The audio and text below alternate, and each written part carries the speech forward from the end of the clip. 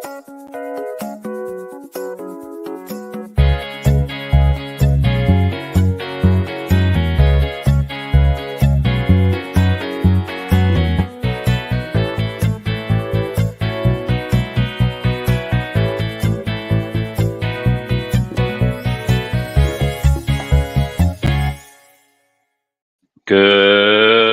morning, everyone. Another beautiful day. It is really beautiful today. Today, the first day, well, today's the day we hit the autumn equinox, um, at least in this time zone. It's today. It's 8:30 a.m. right here in Tucson, the old Pueblo. This is the Mindful Moment coming to you live from Unity of Tucson, and I am Dr. Jonathan Zenz. I am the spiritual leader here at Unity of Tucson. What is the mindful moment? It is the opportunity that we take every single weekday as a community to join together in this virtual space to engage in some spiritual thought, to consider some spiritual ideas, and to also engage in the practice of affirmative prayer. And I do this every single weekday because what it has allowed me to do is to it provides consistency in my spiritual practice. And I find that when I am consistent in my spiritual practice, well, the quality of my life is enhanced. And so that's why I bring it to you and invite us all to enhance the quality of our lives through consistent spiritual practice. Whether you're watching live or on the replay, hey, post a comment. Let me know that you are here. It's a Friday morning. I know we're all tired. We're all like, hey, I'm getting up. It's Friday morning. It's the end of the week. The week is defined how we decide to define it. It's just a glorious moment right now. Hey, there's a comment that's come through. It's Marvis. Marvis, always delighted to see you. Glad to be here. Glad to have you here. Glad that I'm here. Glad we get to share this time. I, of course, do want to remind everyone that really hear this. You are love. You are light. You are life. You are magnificent. And I am so grateful that you shine your light and share your magnificence. Anna, good morning to you. Grateful to have you here as well. So this morning, I was driving into the office and, I sometimes listen to the news stations on my satellite radio just to see, general idea of what's going on. I try not to get too rooted in them because it can be a lot of really depressing information. So, I don't necessarily like to put all of that into my mind as it might set a tone for my day if I take it on. I don't need to take it on. That's also a choice. But as I was coming in, I'm hearing about, how this politician is doing this and that politician is doing that. And we're having all of this stuff at the land and world of politics and how awful everyone is. I just started thinking about that, thinking, we do such a good job of creating villains in our lives. And that for me is not in alignment with the way I would like to experience life. And so I started thinking about this notion that's part of our mission statement, which is love only. Love only. And what does that really mean if I get to the core of love only? Well, part of it is to recognize that if I'm going to truly understand everyone from the point of view of love, and I'm going to see everyone based on the inherent truth that I claim, and I'm going to be clear, I claim to say that this is a truth, that everyone is the full expression, the wholeness of them is a full expression of divine energy. Now, the manner in which we use that divine energy, that divine creative power in our lives, the use of it may not be appealing to me, but that does not negate the truth of who they are. And so it's a reminder to me to not judge books by their covers, to not judge people based on their actions, to essentially judge by right judgment, which is to look through the surface, to look through the conditions, to look through the experiences and see the core truth. Now, what that does not mean, to be really clear, does not mean that I have to be a doormat to other people's bad actions. I can step away. I can disassociate. I can love only, but you ready? Not have to like everyone's actions. There are people who act in ways that I don't like, and that's okay. I still love them fundamentally. Sometimes the greatest expression of love is to step away from bad actors, to step away from the bad activities, to step away from those things we judge as bad things. And I think it's an important reminder to all of us that we do not have to be the ones who put up with stuff.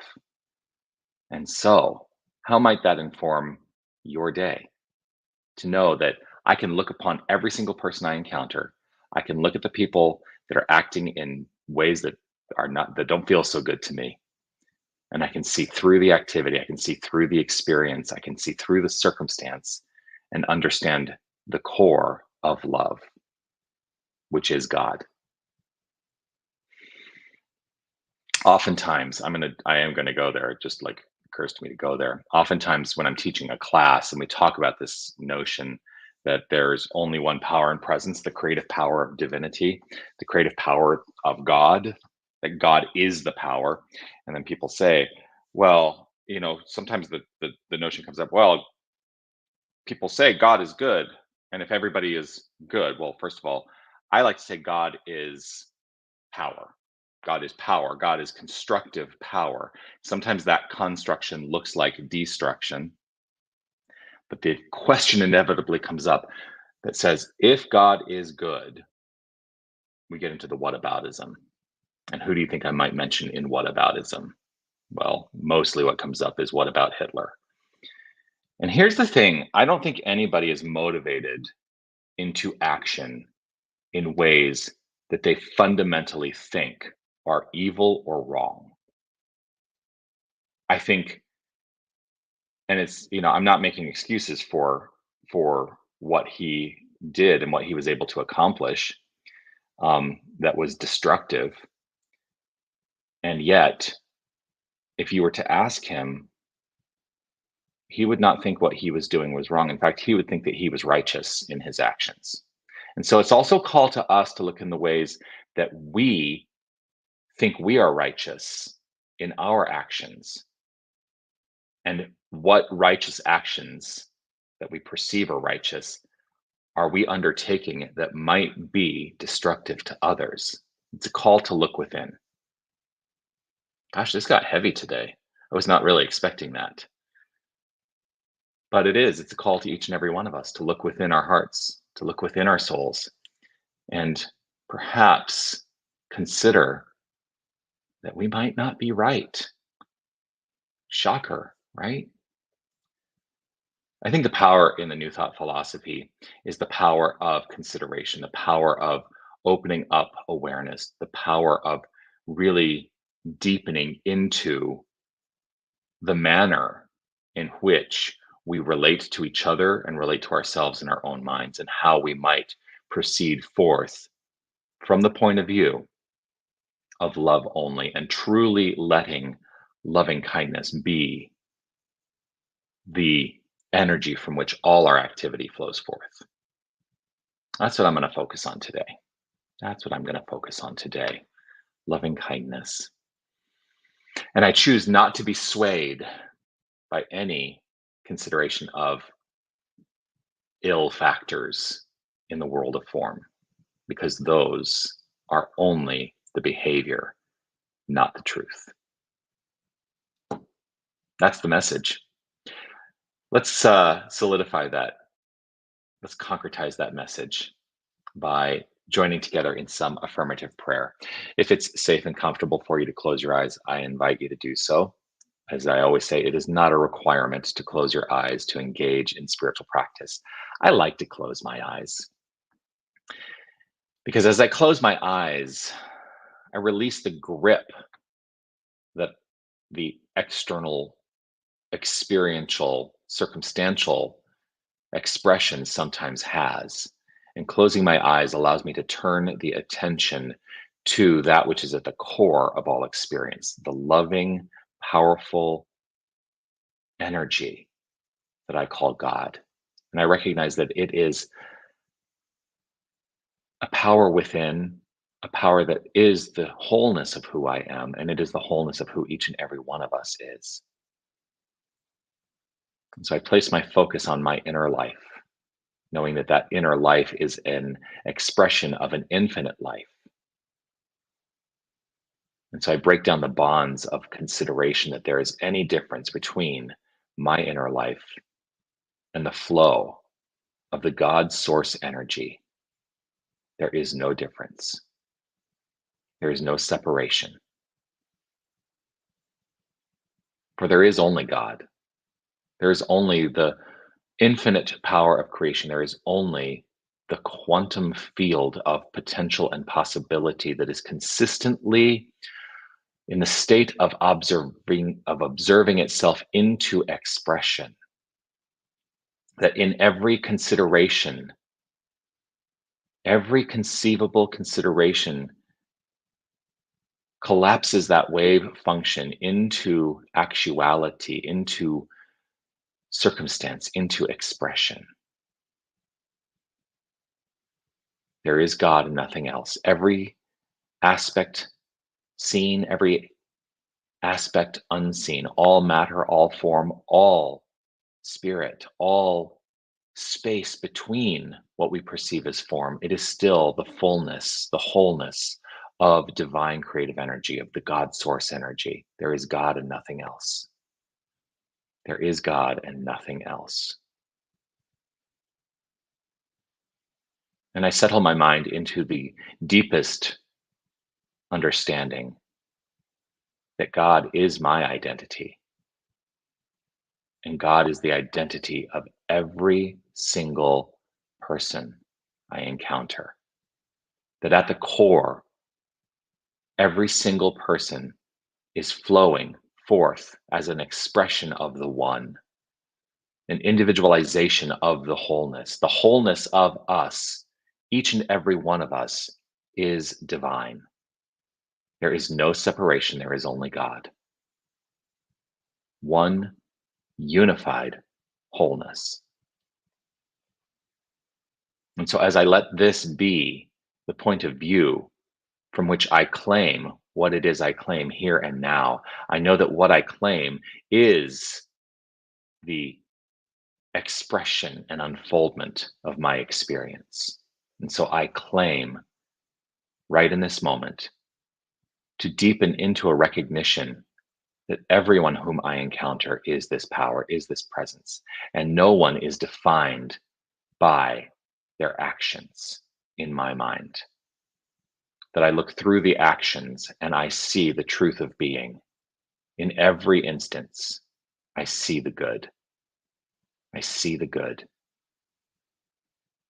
I also claim and understand that I am at choice in all things, all ways, all the time to step away from the experiences and circumstances that I deem destructive. For that is, for understanding the truth of being of every single person I encounter is not an invitation to accept the circumstances that are destructive, to accept anything that is less than rooted in the free flow of love and kindness. And I take this opportunity as well to reflect on my own expression, to step away from any idea that may allow a forward momentum, a circumstance, or an experience that is not rooted in loving kindness for all.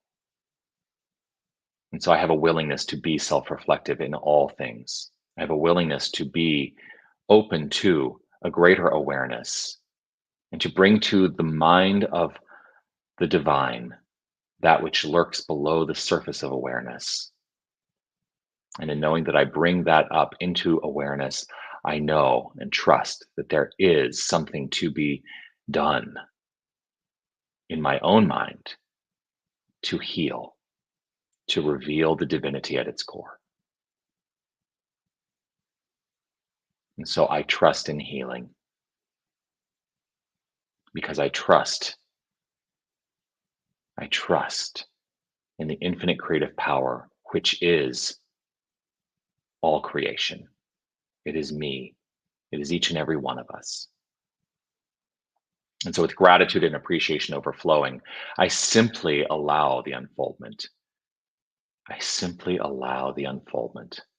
And it is with a grateful heart that I relax, release, trust, and know that this word spoken is the law, and life unfolds accordingly.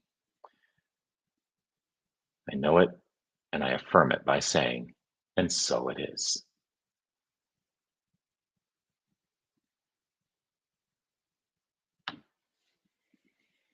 Hmm.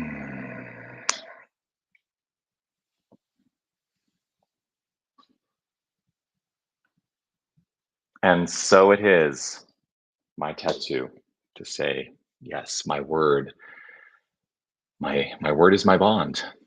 My creative power is my bond. So, um, thank you all. Yes, yes, yes, Anna. Thank you. Anita, I believe it's also a reflection of our own shadow. Yes, it is. Absolutely. An opportunity to see where we believe we have the right to judge someone else as being less than.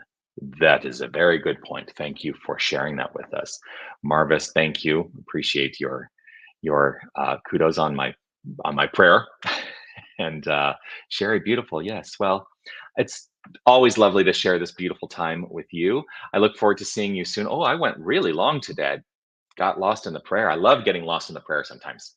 I do want to remind you this is the last reminder you're going to get on a mindful moment because, hey, there isn't another mindful moment between now and 1 p.m. on Sunday, September 24th, which is this coming Sunday, 2 days from now, where we will be uh, enjoying the magnificent music of Gary Lynn Floyd here at Unity of Tucson. You can join in person. There is also an option to get a live streaming ticket. We have a couple people who are going to be live streaming the concert. I'm super excited that we're able to offer that. Find out more by scanning that QR code or going to the calendar link on our website at unitytucson.com. It's also right on the homepage. I said that yesterday too. Yeah, we'd love to see you. We'd love to make sure the room is full. I think we're right now. I don't think we're going to sell out. I keep hoping we're going to sell out, but I don't think we're going to sell out. So there's plenty of room available. Maybe bring a friend if you're planning to be here. Surprise a friend with a ticket. Yes, he's worth it. Absolutely worth it. You're worth it too. And I'm grateful to share this time with you. And I look forward to seeing you again on Sunday. I will see you for the mindful moments next on Monday morning at 8:30 a.m. Peace and blessings to you. Keep rolling with a magnificent life. Make your week magnificent. Make your weekend magnificent. Make your life magnificent. And know that it's all rooted right here in this moment. You're in charge. Make the best of it. Love you. Peace and blessings.